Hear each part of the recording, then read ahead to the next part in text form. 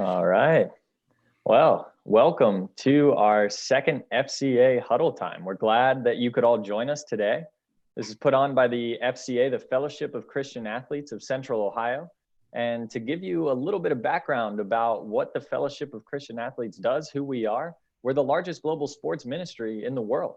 We've been serving since 1954 in the US. We exist in many other countries as well. And we minister to and through the coaches and athletes on college, high school, and middle school campuses, and through the camps that we put on. And right now, all of our meetings have gone virtual. And so today we're going to be interviewing a few college athletes, former college athletes. We have Aaron Kraft and Summer Pitzer here with us today. And really what FCA is all about is seeing faith lived out through sport.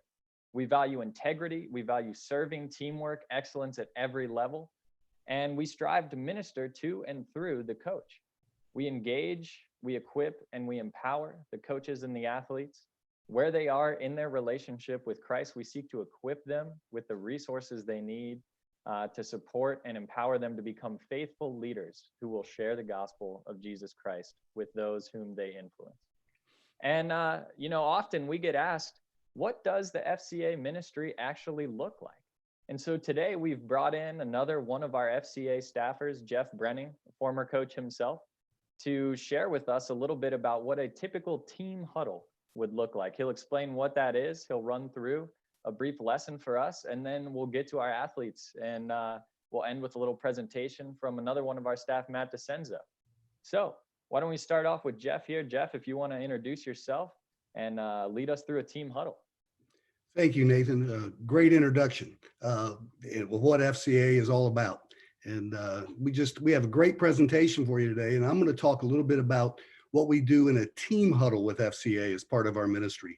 Last week, we went into detail about a campus ministry, our campus huddles. Today, we're talking about team huddles. I've been very fortunate to be a part of the team huddles here in the Westerville and the surrounding area that I work in. And we have a lot of those going on during the course of the year. And the bottom line is it's one of the best ways we feel that we are able to disciple young athletes and the coaches. So basically we get involved with a team, say a basketball team, a football team, a track and field team, boys or girls. And we have a leader for it. And we come in once a week and we basically have a lesson on character that will help that team and help them grow spiritually in their walk with Christ. And Matthew, if you would pull up that picture of a team huddle, this is a team huddle at Westerville Central High School. And the boys are actually in prayer at the end, basically at the end of the team huddle. But it basically shows you that after practice once a week, volunteer basis, they come in and join the team huddle, and there's a leader there that gives a great presentation. But you see the actual picture here of the guys praying in a classroom at Westerville Central High School. So this is just a picture of what you would see in a typical team huddle. That's good with that picture, Matthew. Now, if you'll pull up our presentation, this is a typical lesson. I was very fortunate for the past 4 years to lead the boys basketball team huddle at Westerville Central. The coaching staff there, Kevin Martin and his staff, and the varsity players this year, they were fantastic. And we went through a new study that is called Revolve, and it was a series on having players have resolve in their character. And this is a typical lesson where we introduce a scripture, and in this case, Daniel 1:8. But Daniel determined beforehand that he would not defile himself and with the king's food, which was devoted to idols, with the wine or food that he drank or ate. So he asked permission from the chief official to not defile himself and not eat the food. And there were several examples in the book of Daniel that we go through in the passages of scripture that represent the resolve that he and his friends had at that time that they were living in. So then we gave a definition of resolve. I asked the players, a lot of them didn't know what resolve meant. A lot of them did. We talked about it. We put the definition up on the whiteboard. And it's basically decide firmly on a course of action. And the big thing here is what we want kids to understand, the kids go through a lot. They have a lot of decisions with social media and all this. We give them a sports story each week. Then we give them a little bit of a presentation. Then we have some discussion questions. But the sports story here, if you look at it, if you can see it, was about the New Orleans Saints linebacker Demario Davis. And he wore a Man of God headband, and the NFL fined him $7,000. And he wasn't supposed to wear it because it didn't go with the NFL. They have a very strict dress code. And he wore it under his helmet. And so really nobody could see it unless he had his helmet off. But the bottom line is he responded, he appealed to it, and he won, and he stood firm in his faith. He had resolve. So we taught the kids about resolve. And then we went through this series on resolve where we talked about, to have resolve today, you have to have boundaries, and you have to decide beforehand what your boundaries are. We talked about if you went to a party and there was drugs and alcohol there, you have to decide beforehand, hey, am I sticking around this party or am I leaving? Things like this that were very, very relevant to the kids today. And so we talked about the relationships. We talked about the resolve that they have to have in having principles, like Demario Davis in the sports example. We talked about what are they willing to lose. We talked about dreams and goals. We talked about who are they serving. Are they serving man? Or are they serving God? And then we read some more scriptures. And if you'll go to the next page, Matthew, I have that second page with discussion questions. Okay, then this is always the most important part in time of a team huddle.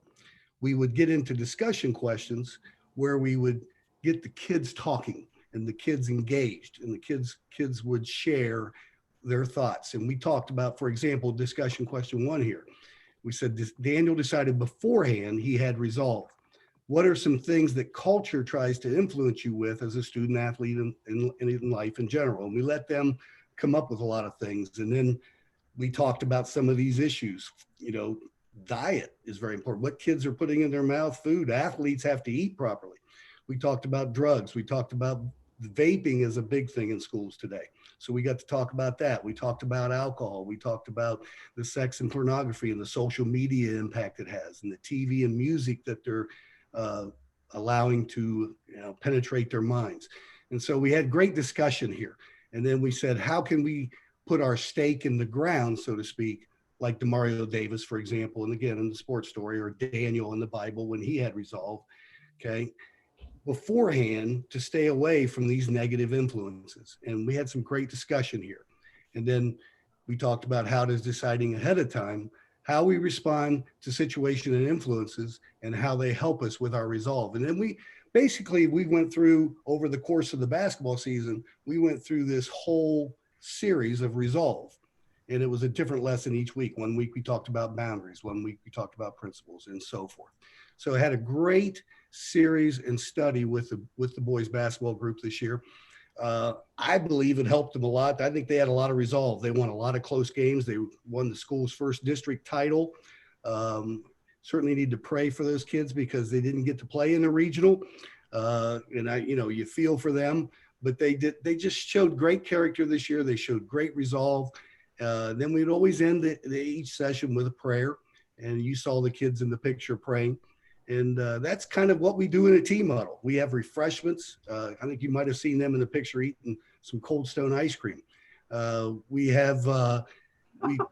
we'd have cookies. Sometimes we had pizza.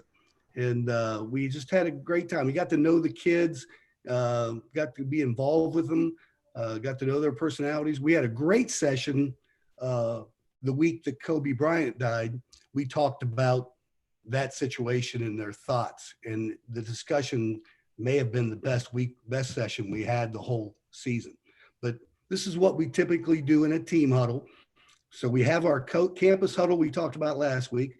We have team huddles, and we also have coaches huddles. But I just wanted to share today, I'm excited about what we do in our team huddles.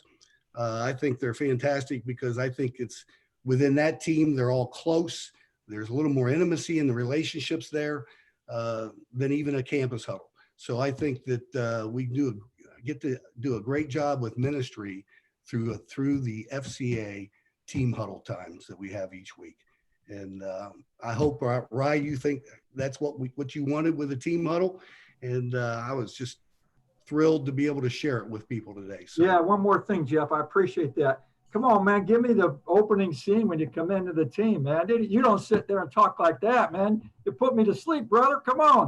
You got a bunch of football players in the room. Come on, address them, man. When you walk in the room, the first thing you know is you talk. You find out. No, don't tell me about it. Do it. You talk about their games last week. You talk about, hey, there was a basketball player. He wore a cross earring in the boys basketball group, and he'd wear the cross earring, and I'd come in and say, I really like, for example, I really like your earring, Tassos, but I'm not a big earring guy, but I like yours. And he would say, I'm going to get you one of these before the end of the year, coach. And that's the kind of conversations. You just got to know the kids so well. You talk about, they had a double overtime win where one of the players hit a big last second shot, and you get to talk about that. You get to talk about things that are happening in their lives within that team framework. So we do get excited about it. And I hope, I don't know. I just think it's one of the best ways that we minister to athletes and coaches around the area today. So, and the more of these we can get going, I think the better. So, and we're always looking for volunteer leaders to help us with this. So beautiful, Jeff. Much appreciated. Jeff's an expert at that. We have a couple of people on our staff, Tim Brown, John Norris, that do a great job, and others with our team Huddle. So it's a core fundamental thing. So I appreciate it. My name is Rye, in case people didn't know, and involved with Central FCA here. So, our topic is competing at a championship level. We talked about that last week with two coaches, but I'm excited to introduce to you two, high caliber players, and we'll talk about also who they are as people as well. So Summer Pitzer and also Aaron Kraft. Both of them have been recognized as leaders. Summer as an outstanding Christian leader in high school, and Aaron as a college athlete of the year for FCA. Now, Aaron, I got to put this in here. Aaron, you're the only person that my granddaughter couldn't speak with, and you put her speechless probably for a good half hour. Now, my granddaughter, if you knew her, that is absolutely not it. She can be speechless for about 5 seconds, but when she sat at your table, she couldn't speak, man. She's still not over it. I just bring up your name. She goes quiet. That's the only way we get her quiet.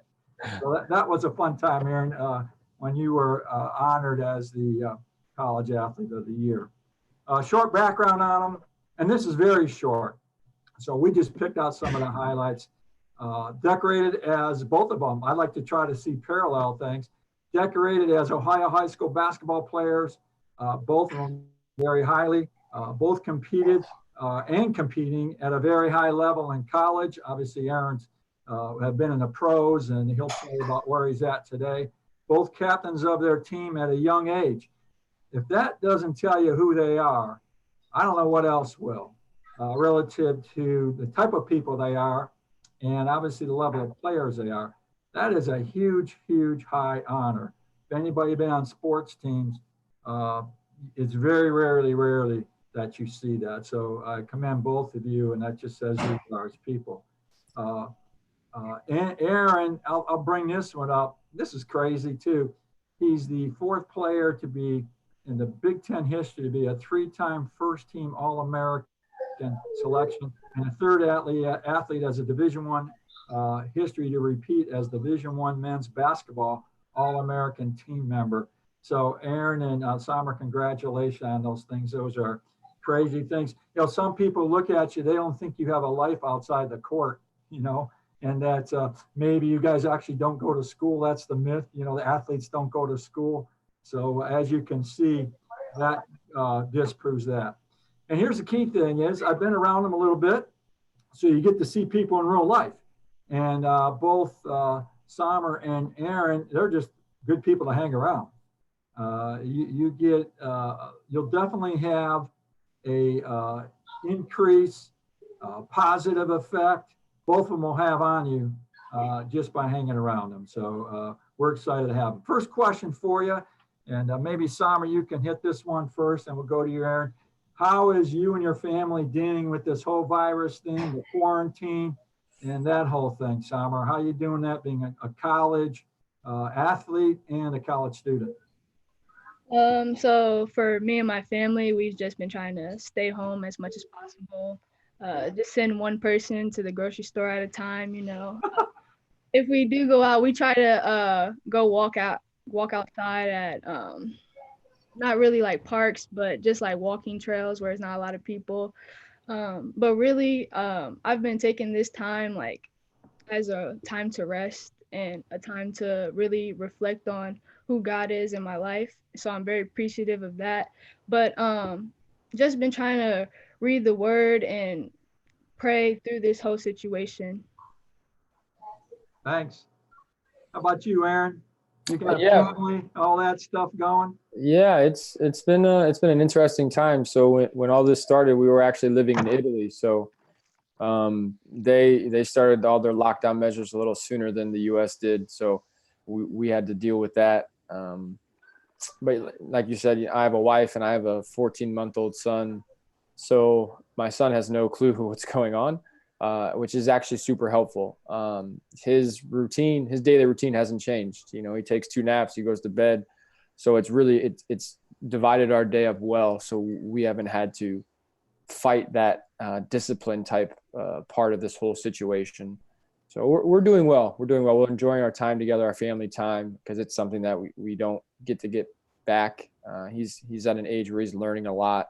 So it's fun to see him mimic and learn and change, honestly, day to day. That's cool. I know you get to spend more time with them.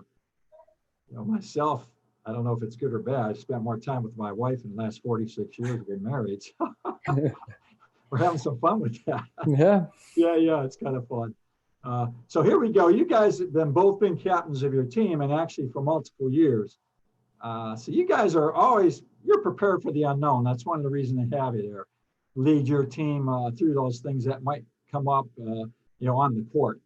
So we have a few questions for you that maybe we didn't put on the script here. So I'm going to ask, and the key thing is you got to answer quickly.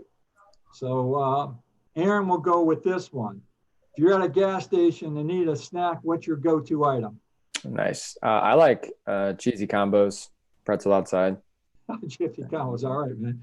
What's the most fun thing you and your family have done this week? Oh, shoot. I went on a run with my wife earlier today, or not today, but a couple days ago. And that's something I've never done really. So it's fun. That's fun stuff, right? We're doing stuff that we've never done.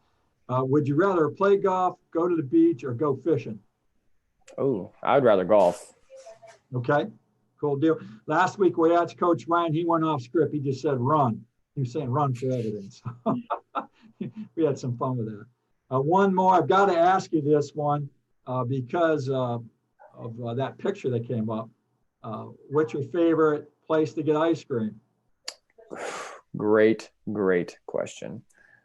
Big fan of like mom and pop ice cream places. But if I have to pick a chain, Dairy Queen's a go-to for me. All right, man. Yeah, I like that as well. Used to go there and actually get the old root beer floats. All right, Sommer, here's yours. All right. It's if you're stranded on a desert island and you could have 3 things with you, what would they be? First, my dog, Reese cups, Nice.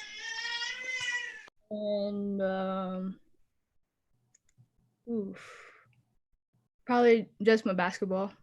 Oh man, there might not be much courts there, but that's all right. You can get some hand drills going. I like that. What's your favorite one saying as a player?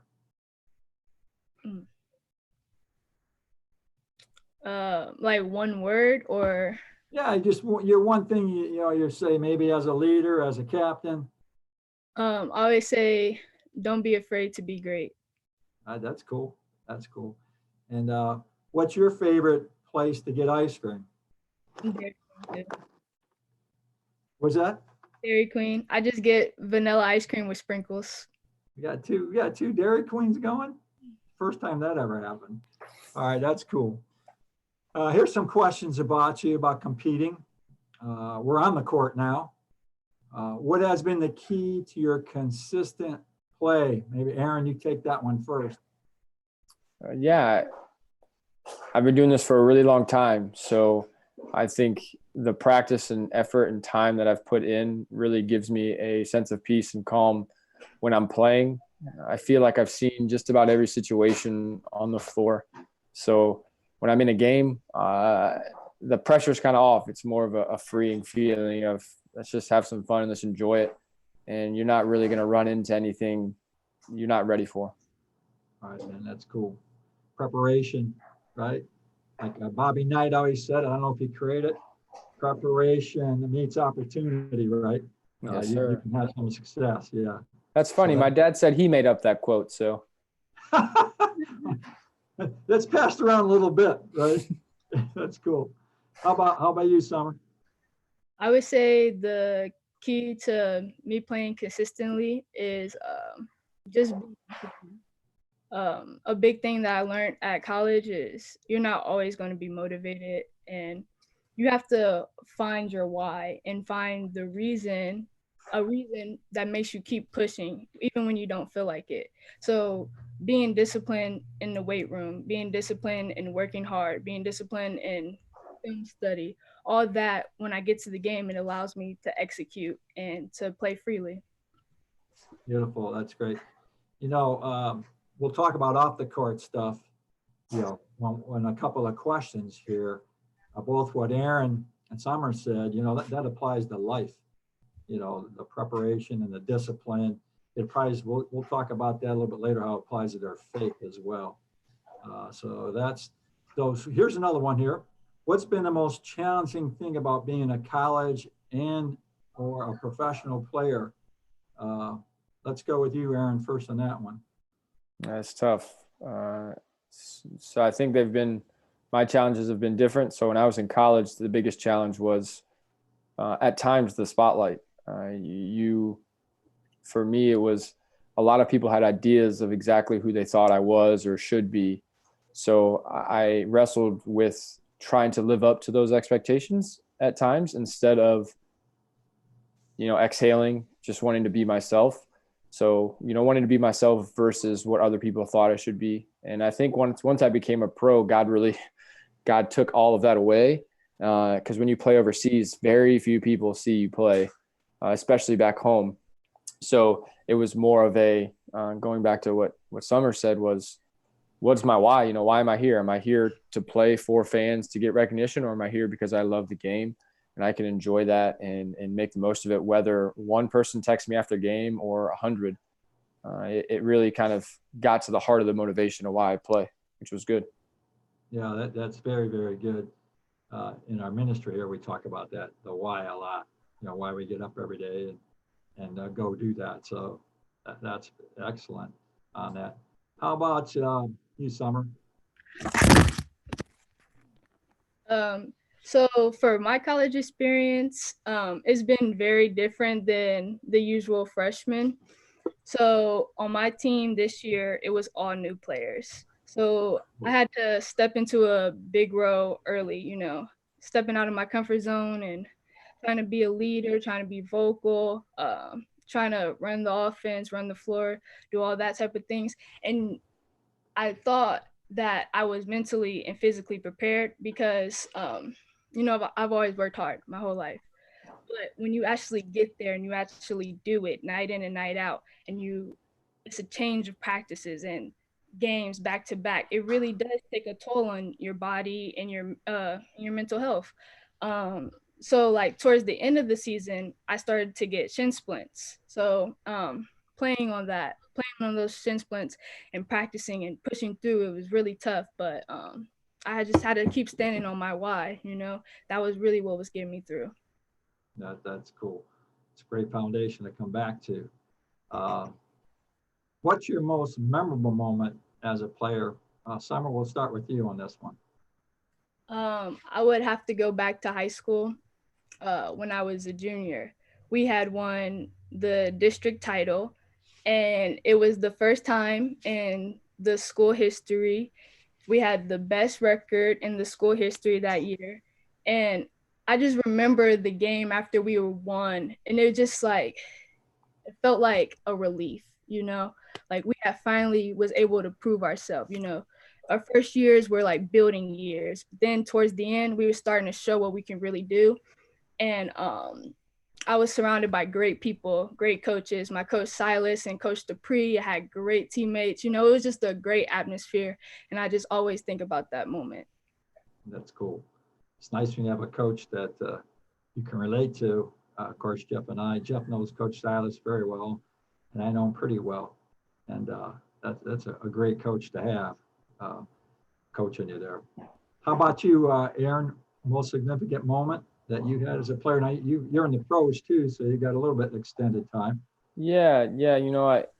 Initially a couple of wins come to mind from college, but now that I'm kind of done playing, honestly, the biggest thing that sticks out are the people that I got to play with. In college, for sure. Those are my brothers. Like, we still group chats, we still talk to this day. But even the players I met overseas, guys that I became friends with, just cross culture, cross language.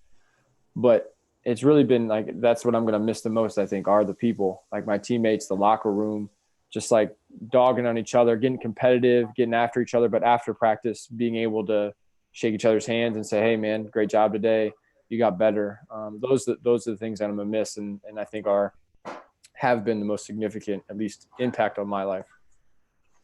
Yeah, that's interesting. I had the pleasure of being able to coach, and we had a good team. We had some great runs, but the players, when they come back as alumni, they talk about the crazy practices when coach made them run. Those type of things is probably more so than playing in the big time championship game. So that's interesting that you say that, and the bond that you make as players. It's a wonderful thing.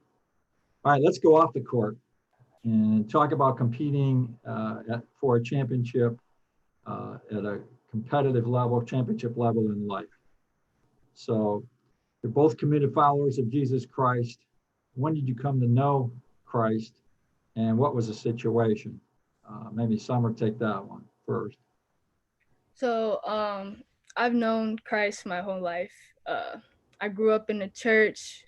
My mom and my grandma, big believers, always instilled God in my life. But I would say it was my sophomore year in high school when I had my first personal experience with God. During this time, I was so focused on basketball, and I was working really hard and doing all those things, but I was starting to slip away from God. And halfway through my sophomore season, I ended up tearing my ACL. And I was so angry because I'm like, I worked so hard to be where I'm at, and I didn't understand why. But I realized I was just saying God was the head of my life, but I wasn't living it. So during that time, it allowed me to build my relationship with God, not just the religious aspect that I've got my whole life, but I was able to reply the relationship with that. And I was able to see God and see that he's a healer and that he's a provider when there seems to be no way. So I'm thankful for that time that I got to spend with him in peace. Wonderful testimony, particularly knowing you grew up in the church with a Christian family, you still had to make it personal. So we appreciate you sharing that. How about you, Aaron? When did you come to know Christ? Yeah, it's crazy. Mine's a little different. I did not grow up going to church. Honestly, it just wasn't a thing we did. It wasn't an option. God wasn't someone we talked about, and Jesus, I didn't really know who he was.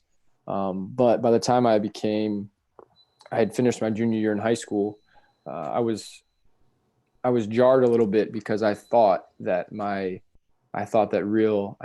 real joy, satisfaction was going to come in the form of being successful on the floor, on playing football, in the classroom, having friends. I thought that was what was like, man, this is what life's about, especially in high school. People know who I am. They're writing newspaper articles about me. We're winning games. I'm winning awards, blah, blah, blah.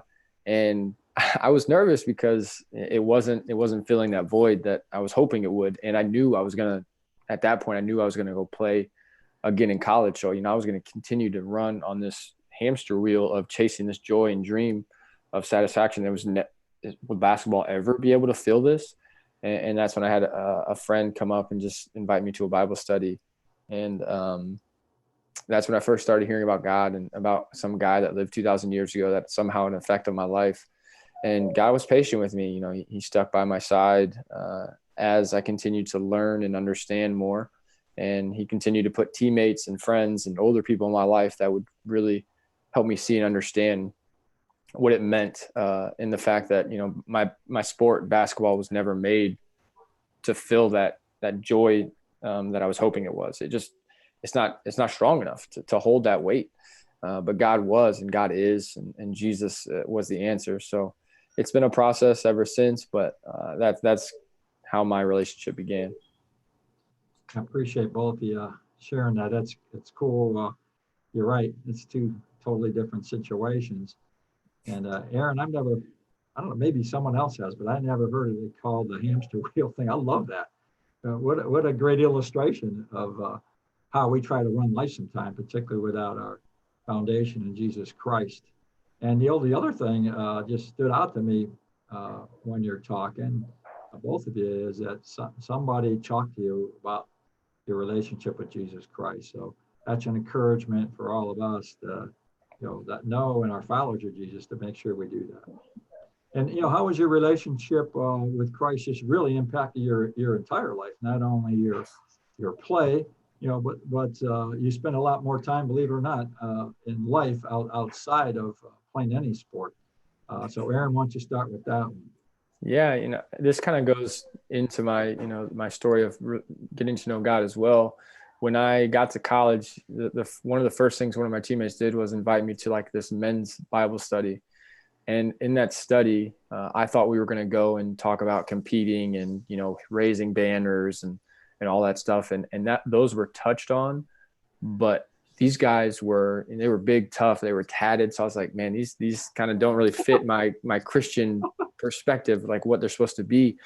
But they were talking about life, man. They were talking about how to be a good husband, how to be a good father, how to be a good teammate, like how to work hard and those things. And that's where it really clicked for me. I was like, I'm in, like, this is what I want to do. This is something that's going to change my life. And like you said, not just basketball wise, but it's going to change how I relate to my roommates, my teammates, my coaches, random stranger I run into on the street.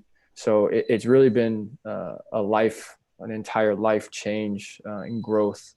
And I've loved it. It's not always easy. It's not tough to stand, opposite of what a lot of people may think is important and what they value, but it's been great.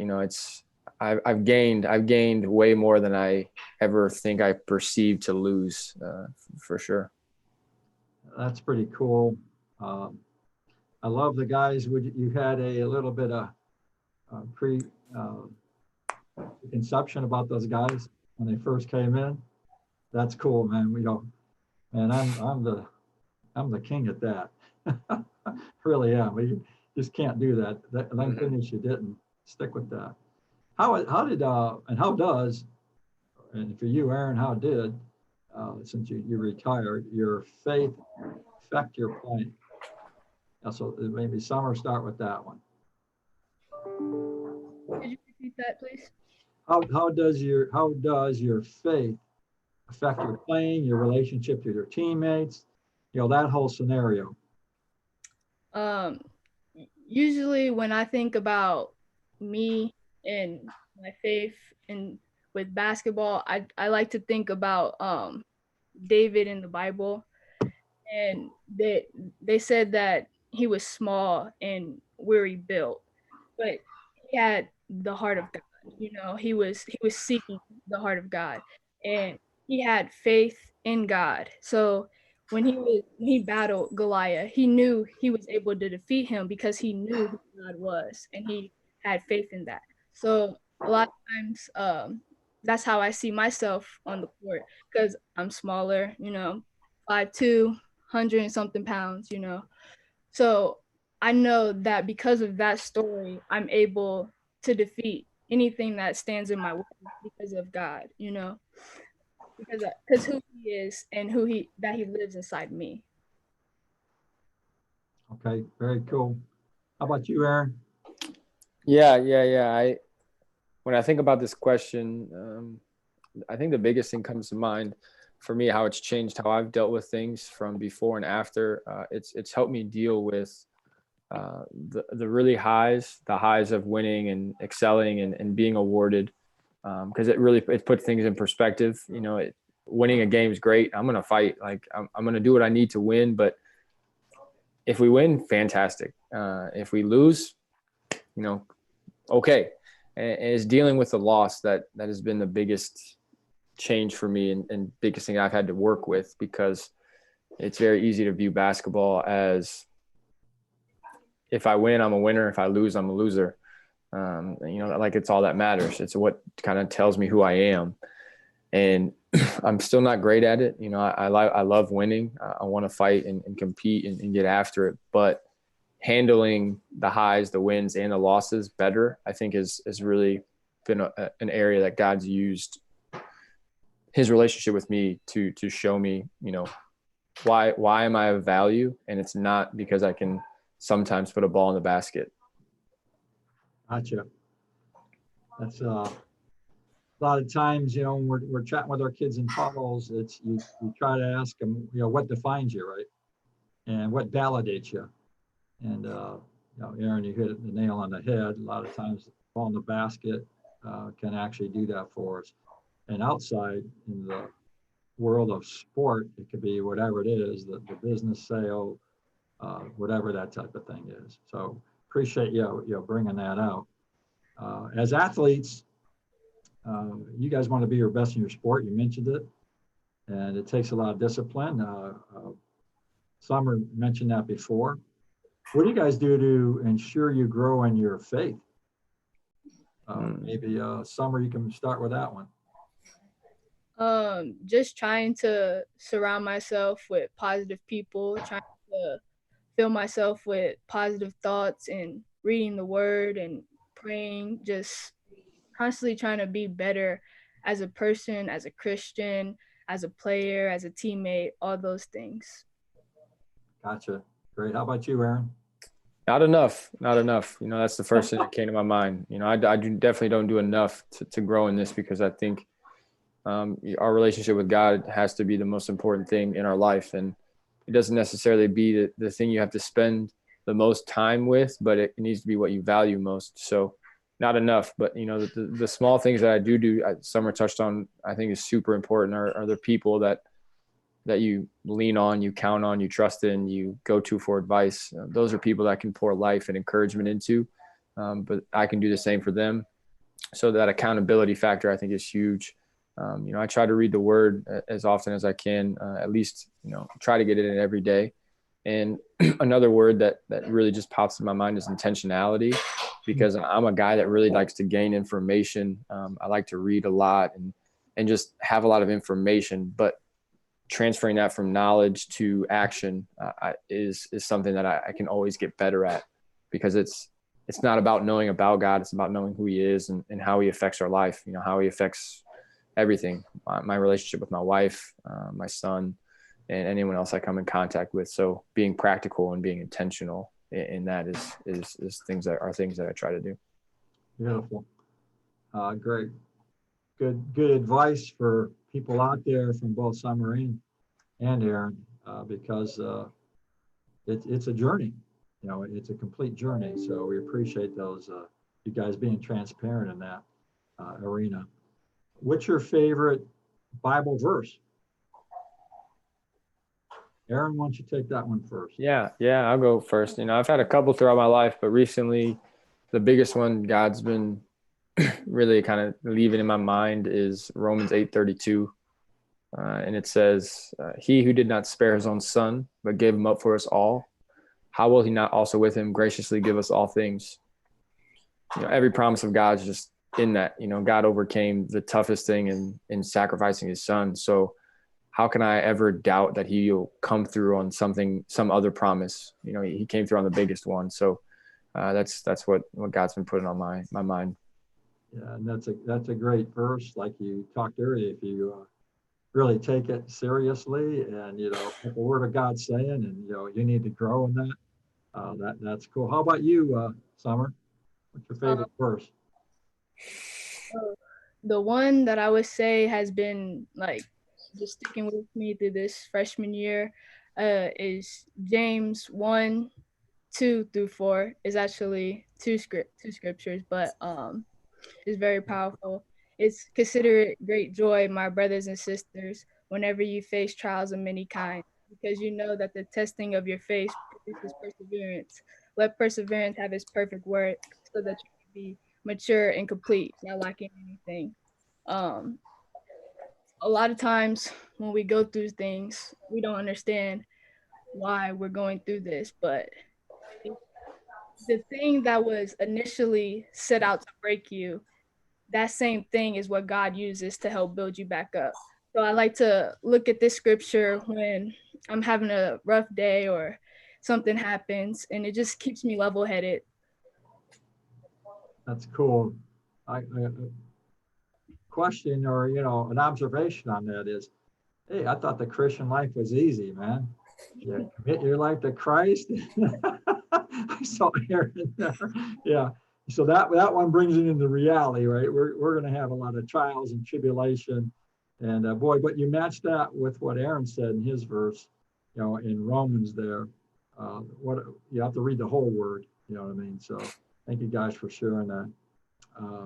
What's the last thing you want to leave with the listeners out there? Simon? I would say just to keep God first, acknowledge him in everything that you do. And it's hard to be different. Aaron mentioned this before, you see people and you want to fit in, but once you start trying some of those things, you realize that life is just overrated. So it's okay to be afraid. Just do what you feel is right in your heart and continue to let your light shine, no matter who you are, how old you are, what you look like. There's a light within us all. We just have to be willing to let it show and be vessels of God. Beautiful. Excellent advice. No matter what the journey with life. How about you, Aaron? I don't know. I don't know if I need to follow that up. That was great. I think with the audience that I believe is that you have in mind, high school athletes, middle school athletes, don't let your sport define you. I let it do that to me for way too long. There will always be another game. There will always be another practice. There will always be someone else that comes along that's going to be better than you. And that's just the reality of it. And as I said earlier, your sport's not made for that weight. It's not made to hold your entire persona or person up. There's someone out there that is strong enough to do it. And fortunately, if you're listening to this, hopefully you've started to see and understand that person is God. So seek answers to your questions, but don't let your sport be what defines you. Because if anything, this pandemic's teaching us it can be taken away in a heartbeat. Without getting hurt, without an injury or anything, it can be taken away. So what defines you when it's taken away? I think it's a huge and important question we all need to ask ourselves. Oh, that's beautiful. We appreciate both of you for that wonderful advice and takeaways that you provided. We appreciate both of you. We wish you and pray for you that you have continued success in your life. And the biggest thing, we appreciate that. We want you to grow in your Christian life and also continue to impact others with the gospel of Jesus Christ by what you say and as much by what you do. There's a verse in Psalm 40, we're in a pit. God reaches us up and he brings us out of that pit. But then he says he puts a new song in our heart and people will see it and come to know him. as their Lord. So thank you guys both for being that person where you have a song in your heart, but people see it. And thank you for doing that. So we pray for you, appreciate you. God bless you both, and have a fantastic day. We have Matt DeCenzo coming on. If you want to have a relationship with Jesus Christ, like Summer and Aaron do, Matt's going to step through that real quick and take you through that and how you can do that. Matt? Yeah, thanks, Rye. I appreciate that. Thanks, Summer and Aaron, for speaking, sharing your heart, sharing your mind with us. I thought that was really great. I was really uplifted too. It's great to be a part of these because I feel, encouraged along with everyone else that's listening. So my joy is to be able to connect, you guys, the listeners, with the main message of the Bible, and also to compare it with what they were saying in their testimonies. And so I'm excited because they had a lot of really good stuff to say, and I'm excited that it's going to be able to be easier to explain it, the main message of the Bible. So the main message of the Bible, which is the gospel, is that Jesus died on the cross for us, and what we have is an opportunity to receive that through faith personally. That's something that we all have an opportunity for. It's not going to be forced upon us. It's also not going to be taken away from us. It's an opportunity because of his love for us. FCA has a tool that we use to explain this main message of the gospel, and it's called the Four.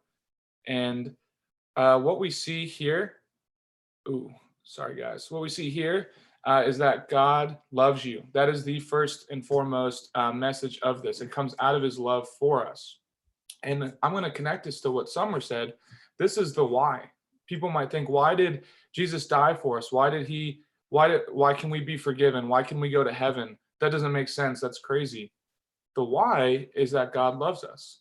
God loves you and me personally, individually, and eternally, despite what we've done against him, despite anything that we have thought or done.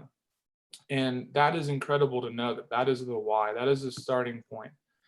And the reason why Jesus did need to die is that sin separates you from God. We know that in James 2:10, it says that if you've committed one sin, you're guilty of the whole law. And so people might think, oh, I'm like pretty close to God. I'm better than this person over here. I haven't murdered anyone. I haven't done this or that. But if you have sin, then you are separated from God. It's not a matter of good or better. It's a matter of sin or no sin. It's a matter of having sin or being completely clean from sin. And the third point is that Jesus rescues you. He died for us so that we can be cleansed of our sins, to be able to get into heaven. It bridges that gap between us and God, what Jesus did for us and how he raised from the dead. And so we see that through, the famous football verse, John 3:16. You always see that when people are kicking a field goal. I love that. That just says that, you can go to heaven if you believe in Jesus, God's only begotten Son. That is the opportunity that we have, that God has given us with Jesus. And the fourth point, the last one, the question mark, is what will you do? Will you trust Jesus? Will you put your faith into him and receive this offer? And I plead with you all, if this is something that you haven't done, at least consider it. I don't want to say that you have to do it right now or it goes away, because that's not the point. But here's an opportunity for you to consider that right now, and to really think, have I done this? Do I have a memory of making it personal? That's something that everyone was saying, Summer and Aaron, and Rye, this is something you have to have personal. Someone can't pray for you for this, or you can't just be in church and it just happens. It's a personal relationship between you and God through what Jesus did. And what I love about this, the benefits of this, it's eternal, it's incredible, is like Aaron said, our identity is a lot of times as athletes and whatever in our workplace, it's based on our performance. It's based on our acceptance by a higher power, like a boss or a coach or whatnot, or a fan even in sports. But what is true with us, with our relationship with Jesus, is our identity changes to where we are fully and utterly accepted, loved, forgiven by God. And that is true because we are put into Christ. It's not anything that we have done on our own righteousness, but it's because of the righteousness of Christ. So that is a huge benefit. Our identity changes. We don't have to go over performance as our main identity. We don't have to fear God. We don't have to feel guilt based on an uncertainty on where we're going to go when we die. And one thing I loved what Aaron said to wrap this up is that things are going to be taken from us. We don't like to live in this understanding that there's going to be an end to our life, but there is. There's going to be an end to our life, and this gospel message gives us an answer to that question of what happens after we die. Our life, our things, our accomplishments will be taken from us, and what will we have left? Where will we be? What will that be like? And this opportunity helps you know and gives you the choice to know that you are forgiven and that you have a spot in heaven where you will be with God forever. And it's awesome to know that even though when life is uncertain and things are taken away like this virus has done, we know that we will still be with God forever and that we still have God in this life based on Jesus coming down. So that is the main message of the Bible. That is the 4. And thank you, Aaron and Summer, for sharing some really insightful things. I could definitely tell that God was, has been in your life and has used you and was speaking through you today. So I'll give it to Rye to finish up. But that's all I have. So thank you, guys. I'm on mute. Well, thank you all. It's been a good time together, and you can see what class people and wonderful people Summer and Aaron are. So we appreciate them. We appreciate Nate and Matt for their contribution here. And thank you, Matt, for being the technical person behind everything. And you guys have a great day today. Aaron, you go get some ice cream right away. Go out and do that. And Summer, you need to get some ice cream in your diet over there, right? You got all this time to do it. So God bless you all, and have a great day. Thank you. Thank you for this opportunity. All right. God bless.